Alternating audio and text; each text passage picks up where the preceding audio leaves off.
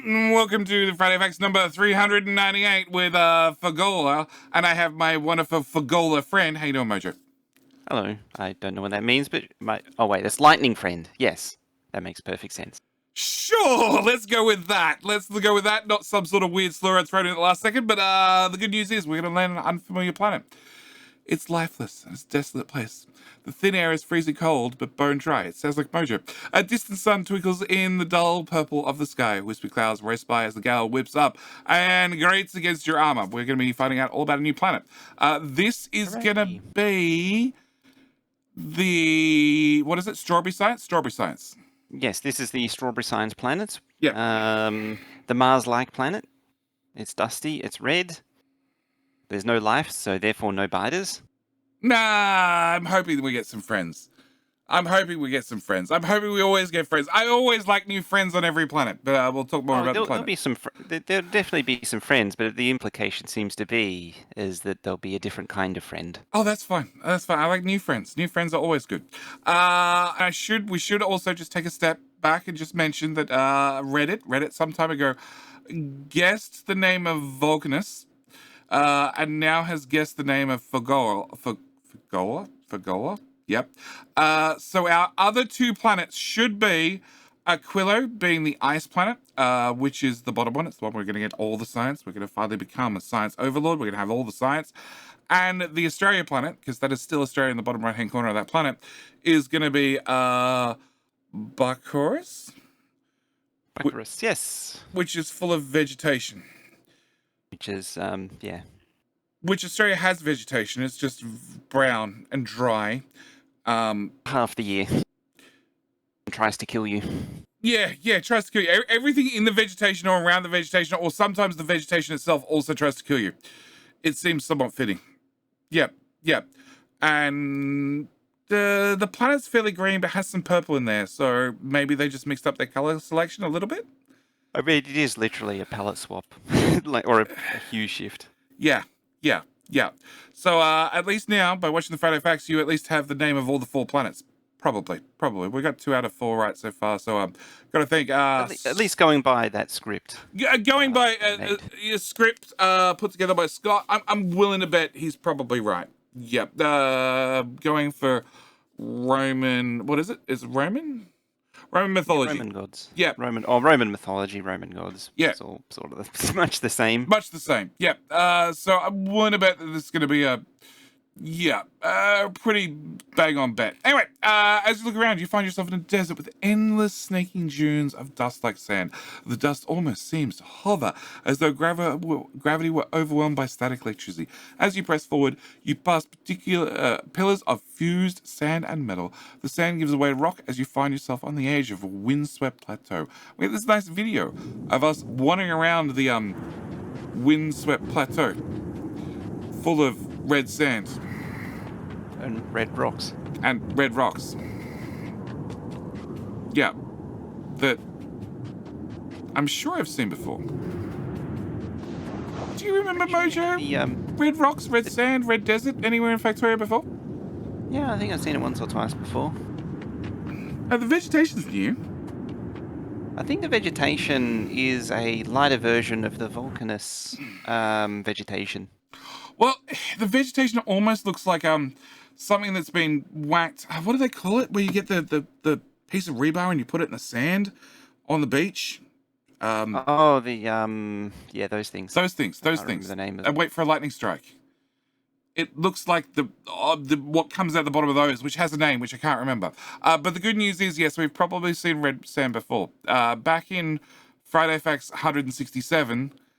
Somewhere between version 14 and above, we were going to have red sand. Red sand was going to be a feature. Version 15. It was version 15, was it? Yeah. We did actually briefly get it, and then it disappeared. Oh, it didn't disappear. It got changed to yellow. No, we had yellow sand before that, I'm sure. Oh, yeah, we already had yellow sand. But it's just the red desert turned into a different shade of yellow. Oh, okay. Yeah, we had a couple of shades of yellow sand. Yeah, we did have a red desert tile set. It just never really made it into Factorio. The good news is, Friday Facts 167, back in 2016. The good news is 8 years later, maybe 9, we'll finally have Red Desert inside Factorio. Yeah. Woob is Finally. anything but ever, ever, ever late to the party. They always deliver on time. On time. So, standing on the cliff edge, you see similar landforms in the distance. Flat tables of rock standing tall of the shifting dark terrain below. The sky dims, and in a flash, the thunder that was on the horizon only moments ago is upon you. Lightning pierces the sky and strikes your energy shield. It can't take many strikes like this. So, important thing is, at this point, we should have shields. We have shields at this point.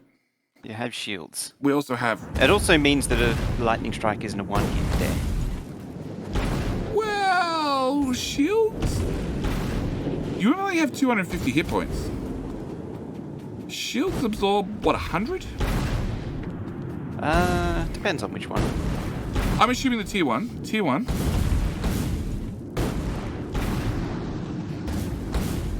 Tier 1, I'm assuming does 100? I'm not sure. I can't remember off the top of my head. There's a whole conversion Yeah, it's a whole thing. There's a whole conversion, like 1 bit of damage equals this many kilojoules, or kilojoules worth of power that takes out the shield. Yeah. So yes, we have lightning strikes. We have lightning strikes hitting a building. So we have natural-ish. What am I thinking of? Lightning towers? No, not lightning towers. Mojo, help. Rod? Lightning rod, that's the one. Thinking that goes on buildings, attracts lightning. Lightning rods, yes. In the stormy night, you run to evade the lightning whilst looking for shelter. Suddenly, multiple bolts of lightning strike the same location nearby. Some unknown silhouette looms over you.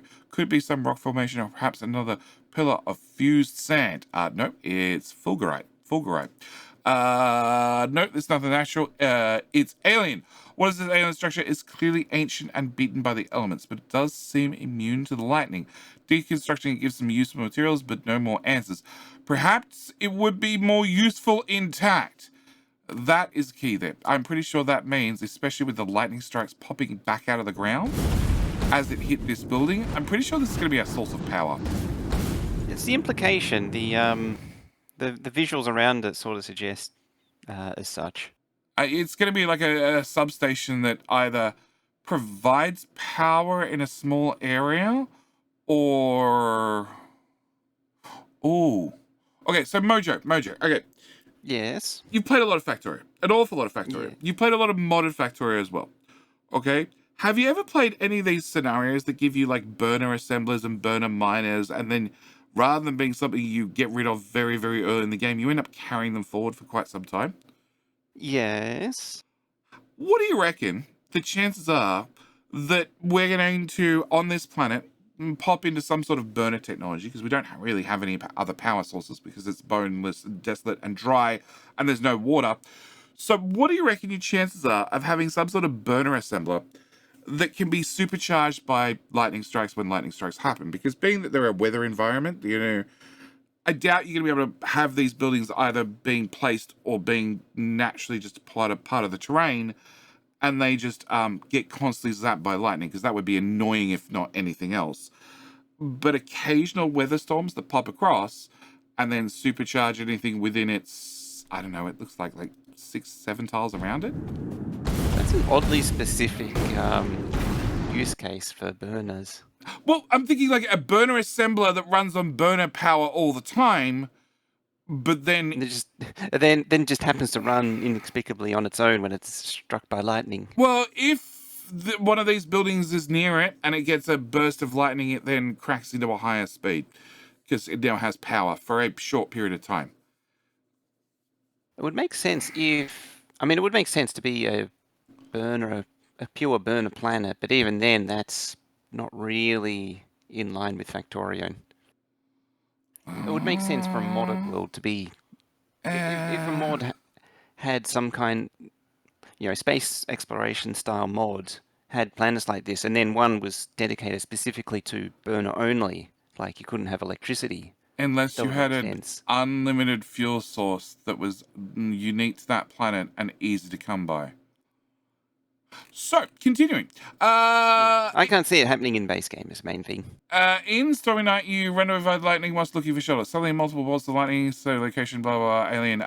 What is this alien structure? It's clearly ancient, bit by the elements. Yes, and more useful intact. But then, after ripping the building up, we wandered to liquid, oily liquid that, going to rewind, has 2 different movement speeds. I think this is going to be important later.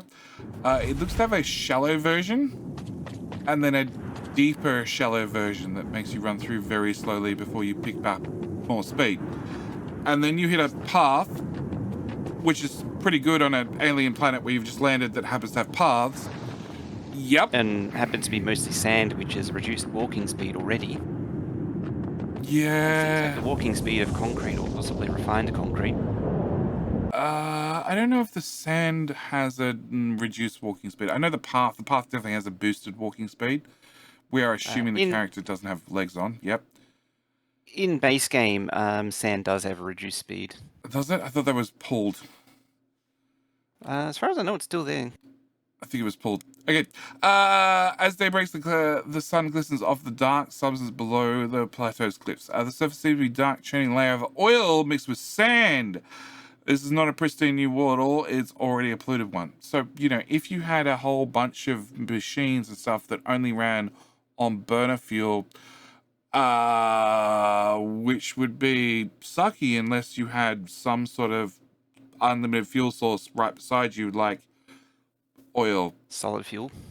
Yeah. Like oil that you could pump from a offshore pump into a chemical plant to make solid fuel. Then it would be a sensible, almost sensible burner city. Yeah. Almost. Yeah. So still not sold. It brings the frustration, like making everything burner it makes the logistics problem very different. It doesn't introduce new things that you need to learn. It just complicates the existing mechanics inside the game.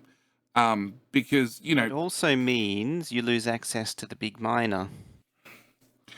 That's assuming there's something mined on the planet that's not oil. Well, there's meant to be a resource that's unique to this planet that, just like Vulcanus, Yeah. you know, like titanium, which needs the big miner. Well, we did pass first video. We did pass some interesting stone structures. These ones. That looks like it could be something. Just this little occasional bit of whatever. Decoratives. I don't know if they're decoratives. They're very common to be a decorative. They do keep reappearing. Yeah. And they appear in the sandier parts of what we've seen. Like here, they appear in there's a bunch of them tied together like a resource patch. You know, that's what happens with a resource patch. You get a bunch of things close to one another, like a resource patch. They get struck by lightning.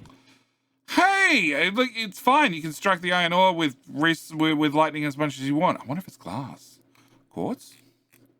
Quartz, yeah. I was thinking quartz or calcite also came to my mind. Calcite, okay. From the I think that was it calcite on Vulcanus? I don't know. We had what did it say? It started with L, not limestone. Something negates sulfuric acid. Actually, maybe just start with C. Yeah. Something like that. Okay, so we've walked into a city. Yep. You're seeing the Factorio dark shifts. Disgusting tar-like mixture sticks to your feet. The oil is not so deep that you cannot run through it, but it's soft. But the soft sand below forces you to keep moving. As you climb the next plateau, you find an ancient paved road that leads through another desert. The rubble of ancient walls protrude from the sand in places, revealing a convoluted pattern of corridors and passages. As you travel further, some of the ruins again show signs of ancient machinery poking through the sand. And then we get another video. More videos. It's very show and tell, this one. It is, and I don't mind it. I do. I'm really curious what that is. That little black thing. Yeah, that little orb. Yeah, it's too perfect. It's too perfect. Mm. Yeah.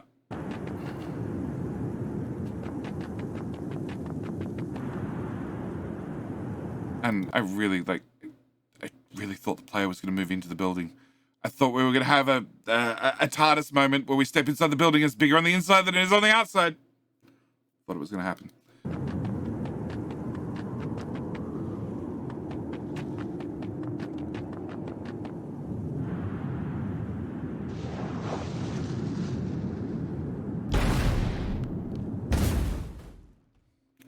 So, in the distance, you see some much larger structures and clusters. The strange rounded shapes of ruined architect makes them look like robed figures huddled together. The one row becomes a network of many rows that all lead to towering alien buildings. A few of the buildings retain their roofs, and many of them must have been much taller, skyscrapers maybe, using one as a vantage point. Countless more sites like this can be seen on the horizon. This was not just a mining town or an outpost city, this was a whole civilization. Yet all that moves around this grave landscape now is the sun, the sky, and the sand. And our conclusion is a simple one. From the sounds, decorations, and structures are either some of the sounds, decorations, and structures are either placeholders or still need more work. The combination of all the assets so far, despite being unfinished, gives the new planet a really distinct mood and atmosphere. Of course, it's not just aesthetics that make Fulgora? No. Fulgora? Yep, unique. We'll be back with more details about mechanics and what you can do on Fulgora soon. I am really curious. I'm also really curious, as you mentioned previously, the rubble on the ground. Yeah, the rubble on the ground with all the different colors just looks so much like a mineable patch of something. Maybe. So if we didn't have plastic in the game already, I would look at all the blue and I'd say plastic. I'd say some sort of plastic byproducts, junk, rubbish, debris, something. Whether they're resources you can pick up, as in discarded, same as when your inventory explodes because you pull off your power armor or something. Yeah, whether it's random Blowing all stuff like over the that. ground. Yeah, random stuff like that thrown all over the ground, or whether it's some sort of mineable resource or what. I don't know. The fact that this little blue bit here, this blue bit here, and this blue bit here are all the same makes me think that it's some sort of doodad that they've put down. A placeholder, but I still think it's sort of implying that it's something mineable. There's also a second one of those orbs in that when it first reveals the patch too. Oh, is there? I missed the second orb. Oh yeah, right there. Right next to it. Right there.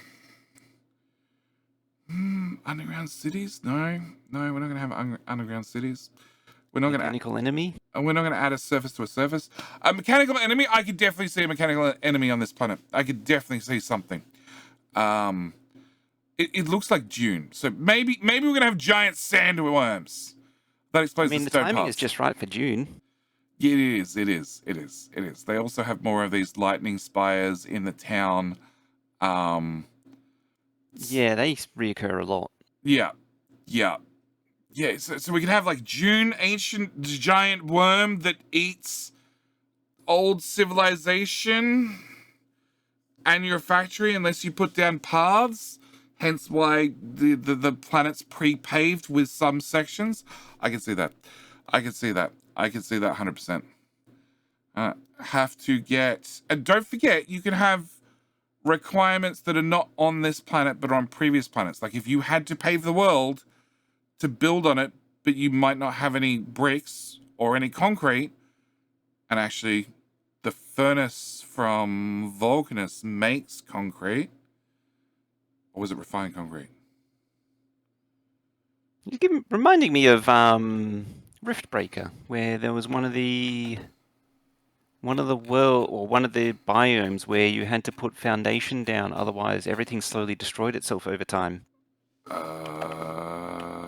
I don't think I put down foundation. I don't think I built on that one.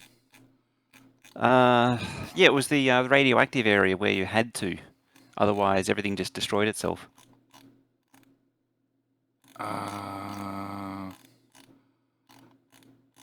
Yeah, rings a bell somewhat. I'm trying to look for. Do you remember which Facts had the recipes for the foundry? Ooh. That would be. I thought it was last week's. Was We did see some it stuff is. last week. Oh, it is last week's. It was in the recipes. Yeah, it Yes. was in So the manual. the foundry. The foundry does produce concrete, Yes. and that's normal concrete, not refined concrete. I had Yeah, to that's double the check the icon image. for concrete. Yeah. So it is possible on our new, lovely, arid, windy world that you might need to build everything on concrete. And as your previous planet. Out of stone. And this is a very stone derived planet. But the previous planet is covered in stone. That too, yeah. It's not covered in mineable stone. It's covered in stones that are literally sticking out of the ground everywhere and are super annoying. And hopefully you have a large robot army, and hopefully you haven't been throwing it all out and destroying it and turning it into landfill that you could then... Oh, actually, don't you get stone from lava mining? Yes. I believe You do.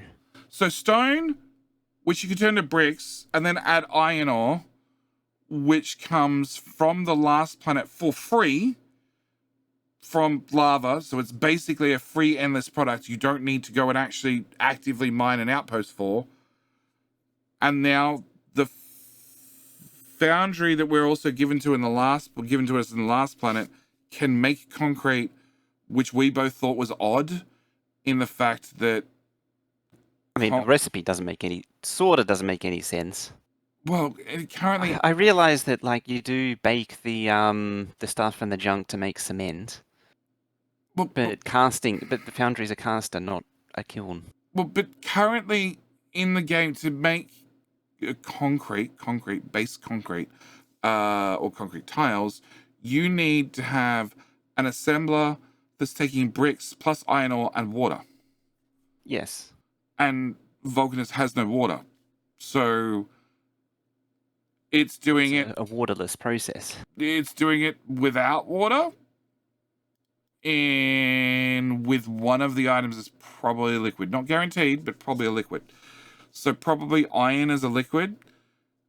And then stone bricks being added to the process to give you concrete slabs, we'll call it, to then very easily set up a logistic... It'll have to be a spaceship to go planet to planet, to then deliver it to our new planet, to drop it off, to put down bricks everywhere. By the same token, we also have Vulcanus here that has a link to... It's only linked to one planet. And that one planet it's linked to does not look like our airy planet. That looks like Australia to me. It still looks like Australia to me. The lime planet. Yeah. Yeah. So this might not be the next planet. It might be the planet after it. Or you maybe have to go back to Narvis to then come here directly.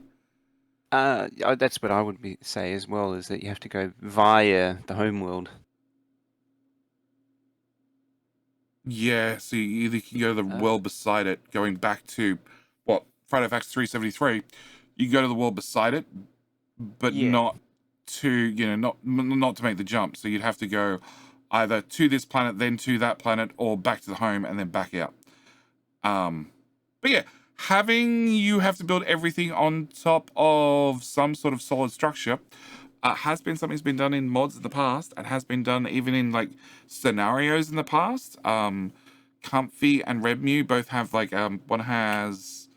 Oh, they have one of them briefly. One of them's Diggy Diggy, where you're in like a mine shaft, and yes, that's an interesting one.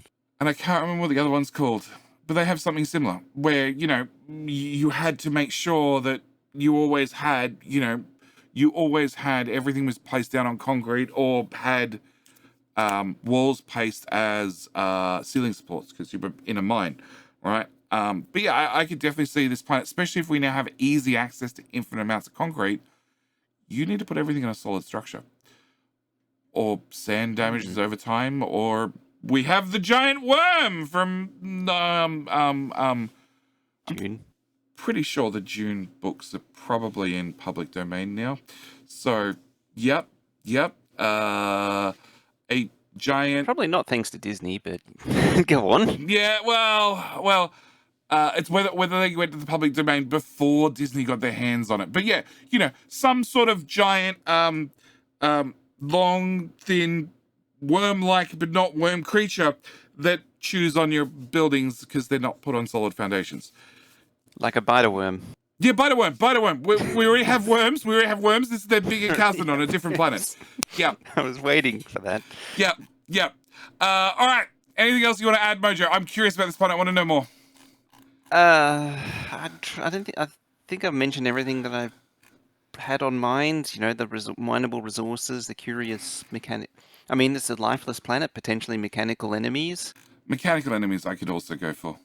It'll be a mechanical worm. It'll be a mechanical worm. There you go, mechanical worm. Mechanical worm. The oil makes me wonder if you get crude oil or Reddit has been saying heavy oil being mineable straight out of the water. So your offshore. So Vulcanus has lava. We have water on the base world, and this one has heavy oil or crude oil or something. I don't know. Oil and different versions of oil is well outside my expertise of wheelhouse. But it definitely looks like the oil is going to be one of the main resources on the planet. Is it likely to be a different type of oil? Therefore, you're not going to confuse it with crude oil from Narvis? Probably. It's going to be some. It mentioned sandy oil, you might need to do some kind of process to it. Thinking about it, actually, I don't think it might be crude oil. It might be heavy or even light oil, because that way you're a little bit more constrained. Otherwise, it sort of breaks everything if you give infinite crude oil. What happens if you have a new type of oil? You would need a way for it to mix into the rest of the game. But you're getting it so late. Specific. You're getting it so late in the game, just like the Foundry, that you could have a brand new building that also deals with just the brand new processes and deals with the old processes. Like, the refinery. It could be a refinery, lightning powered refinery, let's go with, that needs high amounts of voltage, that suddenly works just with the new materials. It can also work back on the home planet with original crude oil, just like the big miner works on the home planet and the Foundry works on the home planet. But then it'd be much more efficient to use the new oil processing on the home planet to do your normal crude oil, but it's a little bit harder to build. It's a little bit more unique, and it also unlocks a few new recipes that are only available with the new pretty building and with the new pretty resource. In saying that, Vulcanus has sulfur just laying on the ground, which does defeat a fair, not a lot, but a fair chunk of the oil processing. I think more of it goes to plastic. A lot more of it goes to plastic than acid. Or sulfur specifically, because sulfur specifically goes into science currently. Yeah. That could change. I doubt that'll change at this point. Blue sides has changed too many times. We definitely don't need more blue sides change. Yeah. At least it doesn't take mining drills anymore. No, it took pump checks at one stage. No, that was purple. Oh, was it? Okay, my bad. My bad. Pump checks was way more interesting. Yeah. Dark times. Oh, God. Boy, did you need a lot of smelting. Yes. All right. So yeah, I'm curious what's happening. I'm curious what's coming next. I'm also curious about the other two planets, especially with one of them being akin to Australia, and full of who knows what. And yeah, I'm just curious about enemies. I'm curious about what other challenges. Like the factory challenges are great. I'm always interested in the factory challenges. I love the quality of life features we're getting, but it's very good. I want to know about the other challenge. The other challenge that requires me to defend what I've built. Yeah. Flying biters, swimming biters, ice biters. Yep. We're on a windy planet, so we're probably gonna finally resort to another type of green energy, wind power. That's the hive mind of Reddit says.